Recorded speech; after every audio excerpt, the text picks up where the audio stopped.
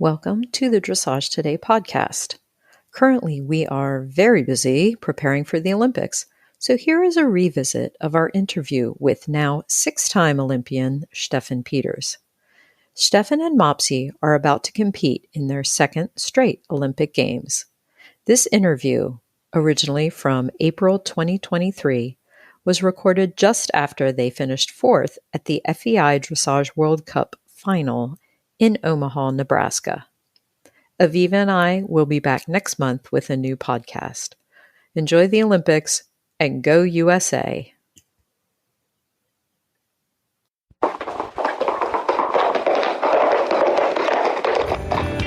You are listening to the Horse Radio Network, part of the Equine Network family.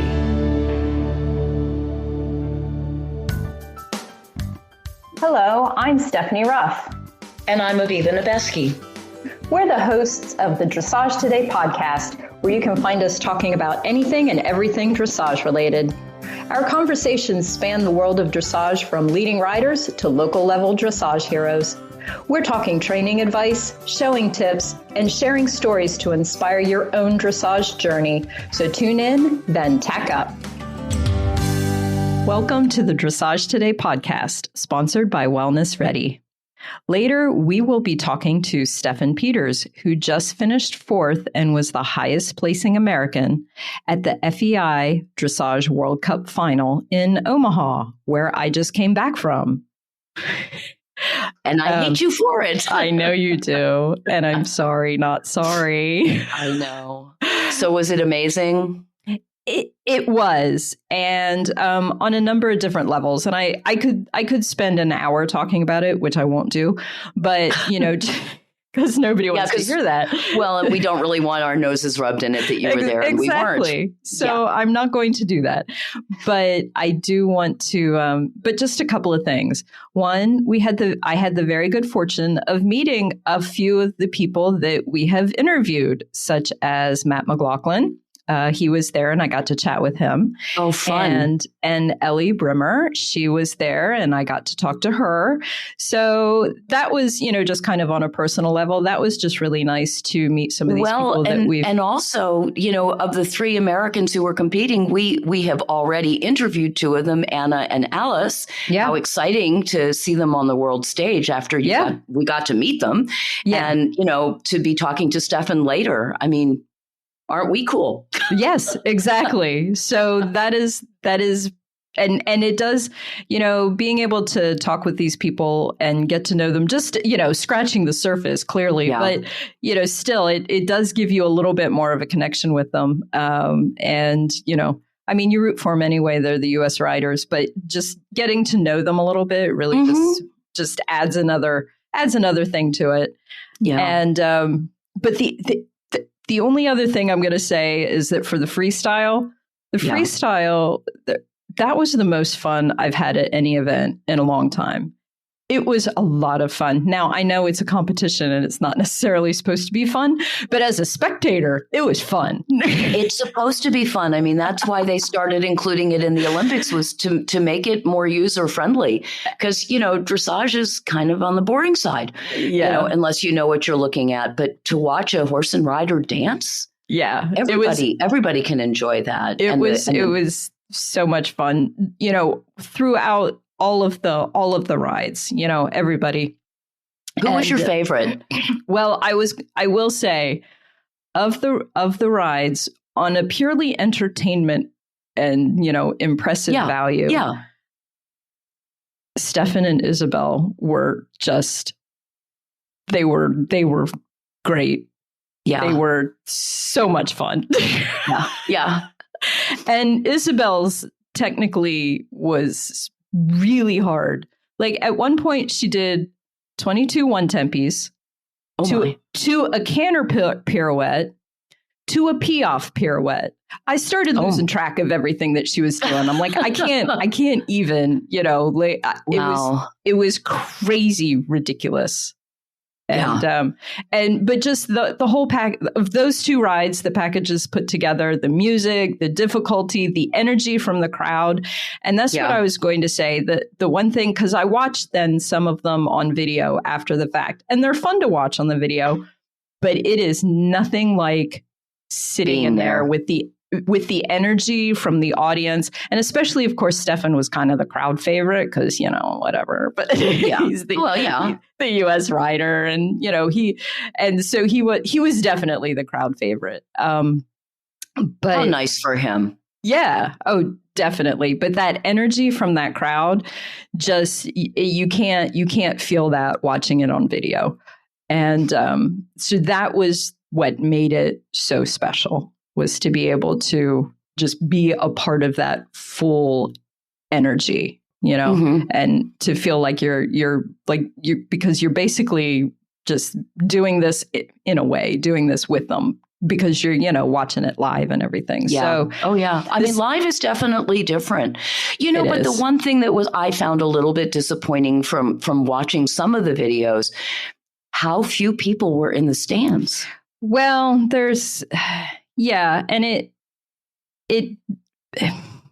there could be reasons for that. I heard a lot of things about ticket prices and stuff like that, and Ticketmaster, and Ticketmaster is a whole thing in and of itself.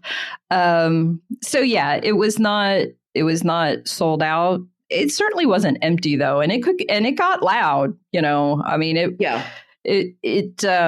it could have been better, but the crowd that was there was a very appreciative crowd. It was also a very intelligent crowd because they had, you could judge the rides on an app, and they were right there with the judges in most cases. Oh, how cool. So it was a very educated crowd.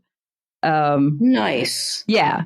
Yeah. And a very appreciative crowd. So, my advice to you, Aviva, and to anyone else who did not manage to get there, in 2 years, it's going to be in Fort Worth, Texas. Okay. In 20, I think, or 3 years. Oh, shoot. I'll have to check. In a couple of years, it's going to be in Fort Worth, Texas. Start saving your money now and go to it, and go when it's here, because you won't regret it. You just won't. It's money well spent. Now, well, I will say that my husband and I went to the World Equestrian Games, back when Totalist was there. Right. And it was worth every single penny that we paid. Exactly. It was just, and what was really cool, I mean, you were talking about the educated crowd, and I'm not saying that I'm an educated person, whatever, but a couple times we were sitting behind where Linda Zhang was judging, and they were posting the scores as they went. And it was so cool to sit behind Linda and to judge and to see my scores matching. And it was like, oh, wow, I can judge the World Equestrian Games too. I'm so cool. Right. So, not quite. Well, hey, but so then you get it. And this was the first time I've had the good fortune of attending an international competition. And it is a different level, and it's worth going to. So, yes. Well, I'm jealous that you went, but I'm thrilled for you that you got to go. And I'm excited that we're going to get to talk to Steffen about it. And I'm thrilled that you got to meet, Ellie and Matt. And, it's just what a great opportunity Dressage Today and the Horse Radio Network has given me to get to know people. Yeah. And to do this. This is just really fun. Yeah. Me too. Yeah. You too. Me too. All righty. So having now talked about, world-class dressage, let's take a step back. What do you have for me as an Ask the L question? Okay. I don't think it's going to be about a pee-off pirouette. No, it's not. But that's okay, because we all start somewhere, right? Yeah, and I can't do a pee-off pirouette either. So I can't do a pee-off. So there we go. Yeah. All right. So our question today comes from Allison. Is it better to do a poor transition at the letter, or to do a better transition a stride or two later? That's a great question. Allison, thank you. I love that you asked that question. So in my opinion, obviously the right answer is you should do a good transition at the letter. Well, right. Yeah. But barring that, and that happens, that does happen. Your horse gets has a little spook before something, or it gets a little bit of a head of steam, or, whatever. I know that when I'm judging, what matters to me is quality. I talk all the time about accuracy. I know accuracy is so incredibly important. And as we move up the levels, things happen at letters and not between letters. However, if I see you ride a beautiful, balanced, on the aids, lovely transition, and it's a little bit early or it's a little bit late, I'm going to take maybe a half a point away because accuracy, but I'm going to comment, lovely balanced transition, early, late, whatever. And so instead of the 8, you're going to get a 7.5.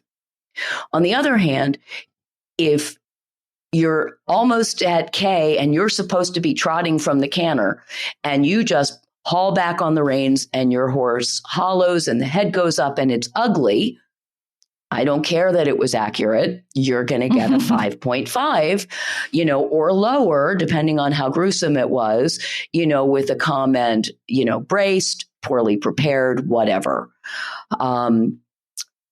So I think that the other thing to remember is that even though you're in the ring and even though you're being judged and even though, we're always training our horses.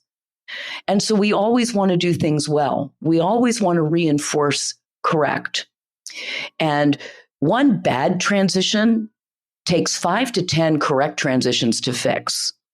So just because you're in the ring, don't rush to do something if you're going to blow your training. Because ultimately, when you get out of the ring, you're going to pay for it, right? Yeah. Yeah. So, I think that's something to think about. The only other time that really is an issue, so one of the eventing tests, and I can't remember which one it is, the transition up to the canter is at K. And 95% of riders pick up the canter in the corner. And I understand that because you're on a curving line. It's easier to pick up a canter on a curving line. You're more guaranteed that you're going to get the correct lead on a curving line. All these things, right? But you're negating the difficulty of the transition. So when I see that, I will say cheating. Transition should be at K. You are making the movement easier than it really is.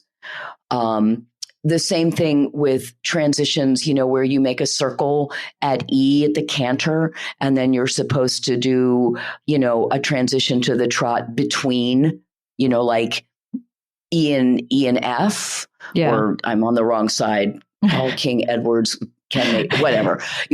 We know. And as soon as you finish the circle, the person is trotting. And again, what that's telling me is that you don't believe that once your horse goes on a straight line, that number one, you're going to be balanced and straight. And number two, that you're going to be able to stop. Right. So as a rider and as a judge, I know some of those things.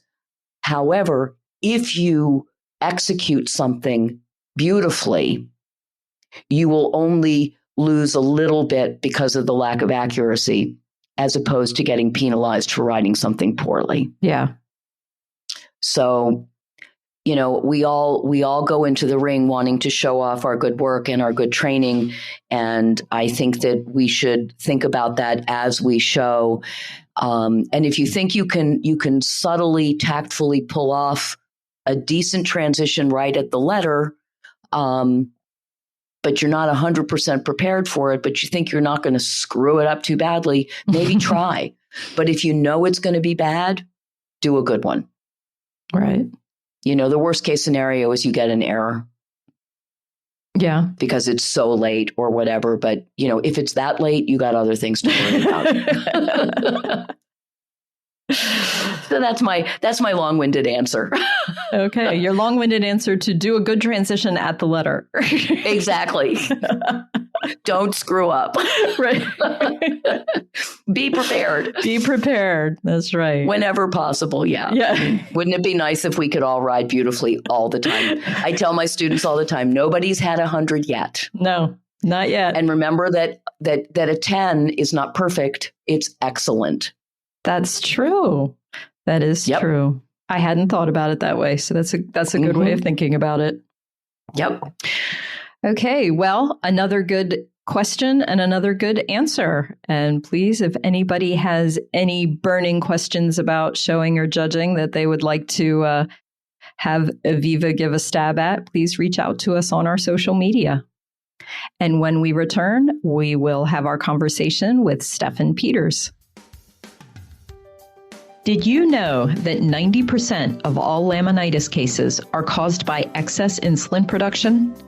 What if we told you that you can find out your horse's insulin level and laminitis risk in a matter of minutes? There's a new tool in the fight against laminitis, Wellness Ready. Wellness Ready is the first and only stall-side blood test that allows you to instantly determine a horse's risk for laminitis. No more waiting a week for lab results. Wellness Ready delivers an accurate, real-time insulin reading in minutes.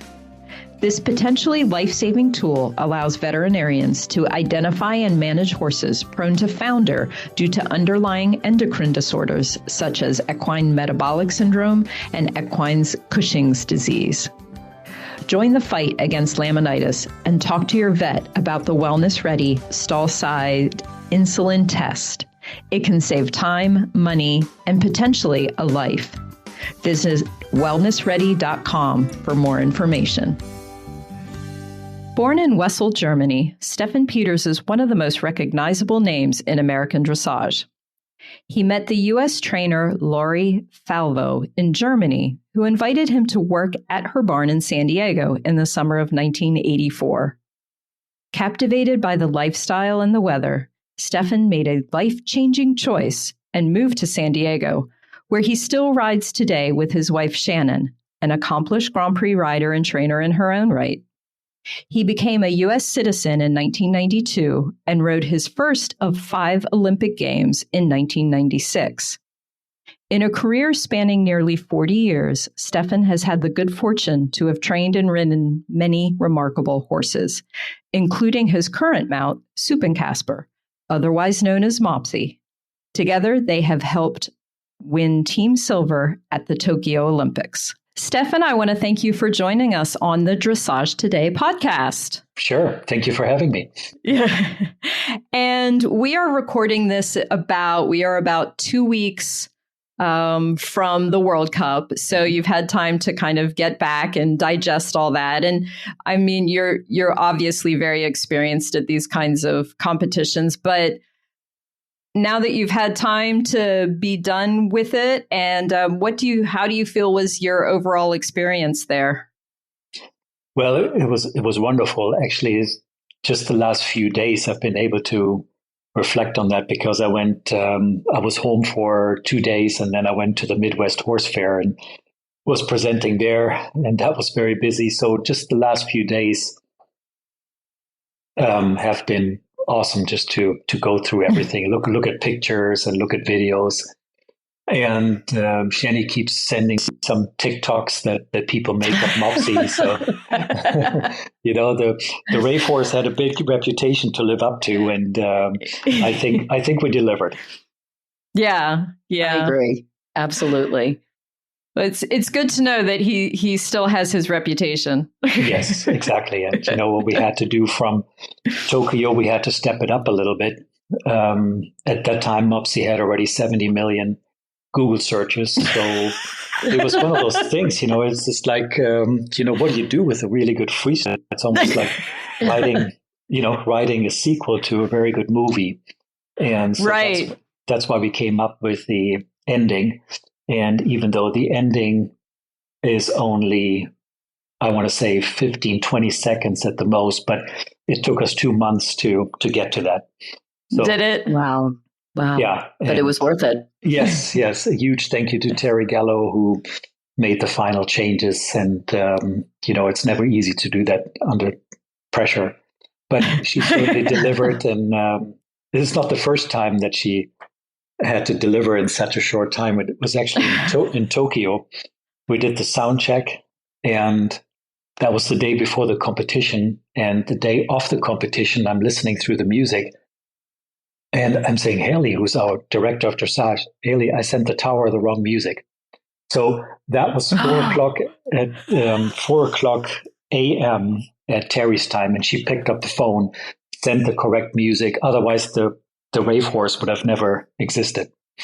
Oh my goodness! So it's actually Terry is the one who is, who saved the day. Yes, yeah, she saved the day numerous times, for sure.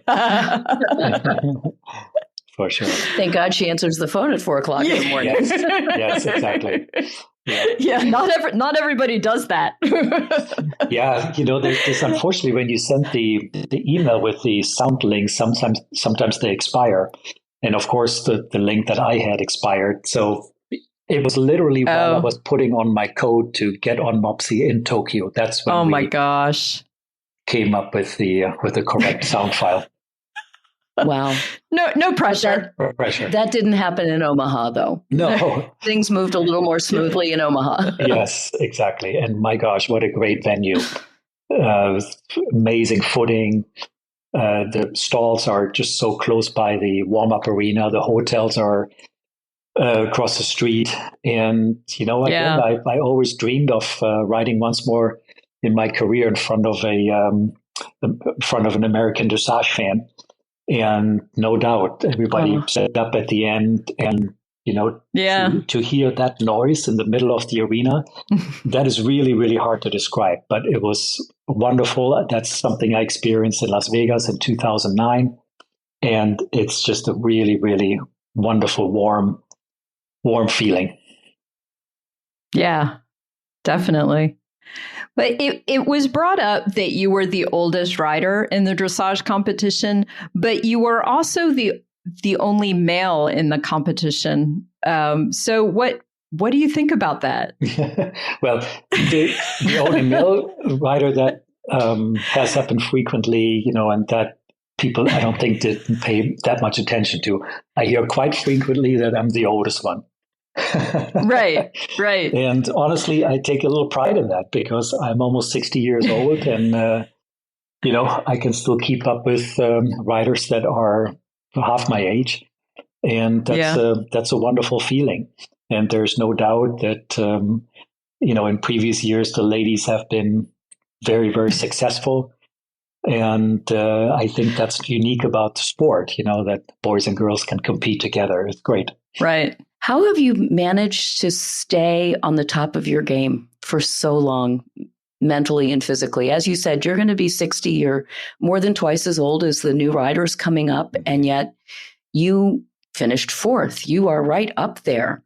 We're still looking forward to seeing you in 4 years. Well, let's go with Paris first next year, and then we'll see from there. But to answer your question, of course, I've been so fortunate to have Akiko Yamazaki and Jerry Yang on my side, who've been providing me with amazing horses since Ravel, since 2006. So there have been amazing horses, and of course, I feel that I owe Akiko and my horses, the best possible fitness.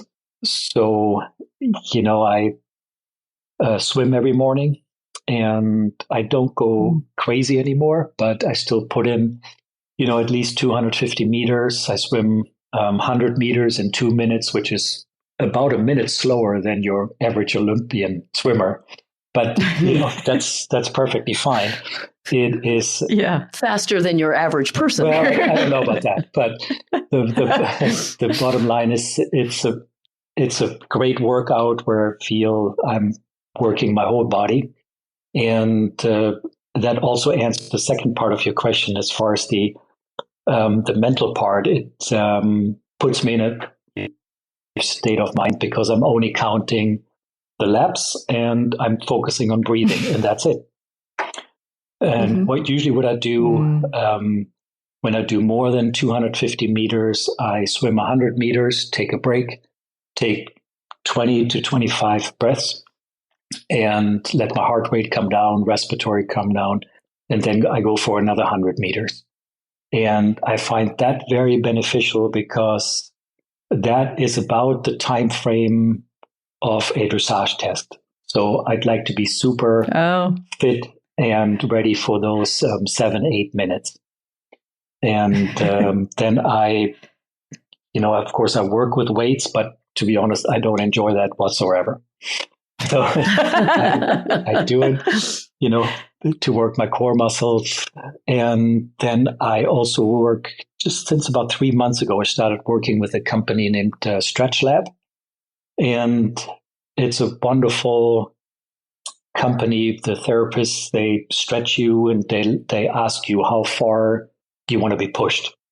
So I've been doing that for 3 months, once, sometimes twice a week, and that's been very helpful.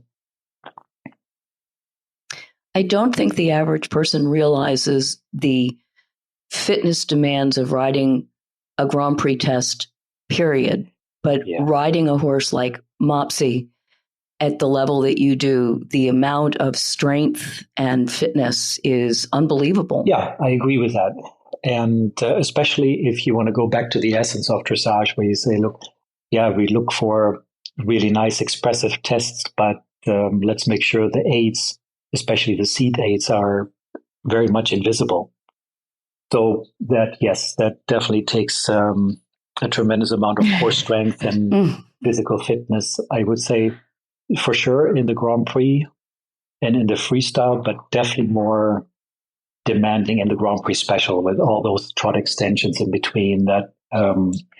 That's where I said many times, thank you very much, LA Fitness. This is very helpful. So what motivates you these days? I mean, what makes you get up and go swimming every day and work out with the weights that you don't like to work out with? Is it just to be able to stay with your horse? Is it still that kind of drives you, or what is it that drives you? I would say yes, that would be my first answer, because Mopsy is still so strong at 16 next year, hopefully another Olympic game. So that's the number one motivation, first of all, to have such an amazing horse. And second, I have to say, I weighed 160 pounds when I was 25, and I'm weighing 160 pounds nowadays. So I find that, I've worked pretty hard to achieve this level of fitness, and it would be silly for me to let that slide. What advice would you give to older riders who are struggling with physical issues or confidence issues that maybe they didn't have when they were younger? It doesn't feel as if you I know you do, but it doesn't feel as if you struggle. Well, not yet. So that's a good thing. Here, occasionally the back issue, but that's been getting a whole lot better with Stretch Lab. My advice would be to ride and establish the most rideable horse. And what I mean by that is, we all know what movements need to look like, but what about the self-carriage of the horse? How much does it take from a rider to get a movement done? How easily does a horse move forward? How light can the horse be in the contact? So when I'm talking about rideability, I'm talking about a horse that is easily willing to move forward, sideways. It's willing to come back. It's very adjustable in the frame, because anytime a horse learns to work a little bit against the rider, I mean, even for me, if I'm physically pretty fit, I mean, that can be very uncomfortable. So I find that probably the most important advice, to make a horse so supple and bring a horse in so much self-carriage that it doesn't only look effortless, but it also feels effortlessly. And that honestly goes along with your second question as far as confidence. Anytime I feel a horse is in better self-carriage. In other words, when I ride every single day, in between the movements, I do a quick scan and I say, is this the feeling I want to take into the show arena? And I don't like a comment from a trainer where they say, well, I don't care what it looks like. I'm sorry, I don't care what it feels like. It looks really good. That has never worked for me. Never. I always like to have a very, very nice feeling, a soft back, a soft contact, and a horse that's reacting perfectly to the aids. And that, to me, is the biggest confidence builder when we have such a rideability at home and take this feeling into the show arena. Then mistakes might happen, but honestly, I believe that mistakes can be minimized with the things I was just describing as far as rideability. Which is sort of another way of saying harmony, because that's how it presents. There you go. I like that. Yes. Yeah. So how have you seen dressage change over the years? Because you have been doing this for a while. What are some of the changes, good or for positive or not so much, that you've seen in riding and training and just kind of across the board? Well, in general, everything has gotten better. Horses are better, riders are better. There's absolutely no doubt that the judging has become a whole lot better. I still remember 2008 in Hong Kong. Isabel had a really, really tough go with Satchmo. Satchmo was quite resistant 3 times in a row, and she still got very, very high points and received the silver medal at that time. That is absolutely not going to happen today anymore. That's I really think that the judges said, hey, we got to change this. This cannot happen again. And I think since 2008, it changed drastically. We have a supervising committee for the judges. I think it's wonderful that the stewards have more authority, where they say, hey, listen, it's a little too much. You're pushing this horse a little too much, too long. Everything is pointing towards a better sport, and we have clearly seen that in recent years. So I'm very happy with the direction of the sport. That's wonderful to hear. Yeah. What are some of the most memorable moments of your career, good or bad? You talked about hearing the cheers and the sound in Omaha. Again, that is incredible. And I still remember the same feeling in Las Vegas. The only difference was in Vegas when the dressage test was done, the organizer asked us to stay in the arena until the score came up. Now, in those days, the computer systems were there, but they're not as fast as they were today. And I'm telling you, those were the longest 3 minutes of my life, just staring at this scoreboard up on top. And then all of a sudden seeing the number one popping up. And that was already after Isabel went. And then Anki still had to go, but Ravel was ahead. And that is probably the most memorable moment as far as individual competition. But it's equally as exciting, if not even more exciting, to compete with a team, watching the last rider doing the test, and with every single step, a possible medal coming closer and closer. And that's what happened in Tokyo. We were already super excited after Sabine's ride that we might have the bronze medal. And then Charlotte Dujardin went in, had one mistake, and that moved us into the silver medal position. And I still remember standing with Adrian in the grandstands, and we both were crying like little kids. And just ran over to Sabine and Debbie, and then Haley confirmed that we had the silver medal. That was an incredible moment, because think about it, there were so many hurdles going to Tokyo with COVID. With logistics, first the quarantine in Germany, then a fuel stop in Dubai, then the trip to Tokyo. And keep in mind, we had every single day, we had to give a little saliva test to make sure we're COVID negative. And that meant also if you have zero symptoms, but you're positive, you're not competing. So there was every single morning, there was a little bit that fear, is everything okay? Such stress. And for all three horses to go through this with maximum expression and without a single mistake from three horses, that was incredible. And how amazing is that a horse fights for you and wins a medal for you? I mean, that is, again, an amazing feeling. Yeah. Yeah. Do you prefer, when you're in the team situation, do you like being the last rider of the team, or which is harder, being the last rider or watching the last rider on your team? Over the years, I've been able to tell myself, even when I was the last rider, it didn't matter. I've been able to deliver at that time. Yeah. So same in Omaha, even though it was an individual competition, I knew what was at stake, and it never bothers me to be the last rider. And when the placement of the riders is decided by the coach, I always tell everyone is an anchor rider. It's not just the last rider who's an anchor rider, and that's honestly the way I look at it. But from